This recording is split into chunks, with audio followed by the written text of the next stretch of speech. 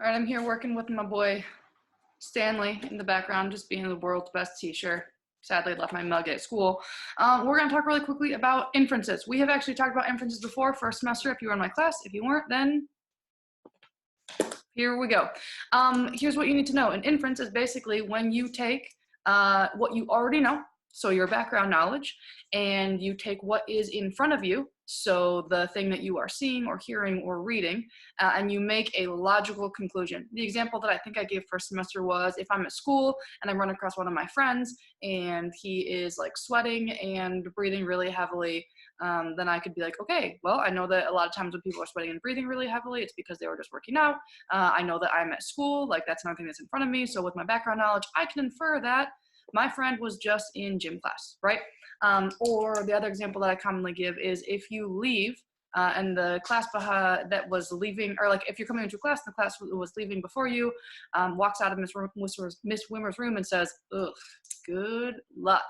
You can infer that something just happened, Miss Wimmer's in a terrible mood, class is not going to go well, somebody just got in trouble, right? There are a lot of logical assumptions you can make based on that response, based on like what you know about people's response, based on what you know about Miss Wimmer, and based on the thing that is there right there in front of you.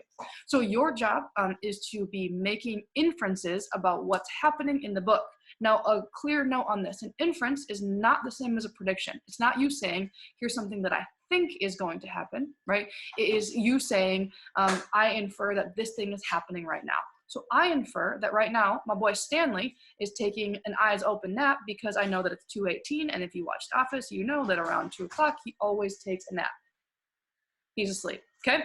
Another example of an inference from Fahrenheit 451 is you could infer that Mildred is really, really, really unhappy. She does not come out and say that. In fact, she pretends like everything is fine in her life. But from the whole moment where she took those sleeping pills, and then the way that she reacted to that and pretended like really she didn't notice anything happening, you could infer that she is wildly unhappy and doesn't know how to talk about it, okay? So an inference can be a feeling, it can be something that you think is happening, something that you think is going on underneath the surface. So your job is, as you are reading or listening to the pages for this week, you are going to create a list of inferences. What are some logical conclusions that you can come up with based on the information that you have in front of you and based on what you already know?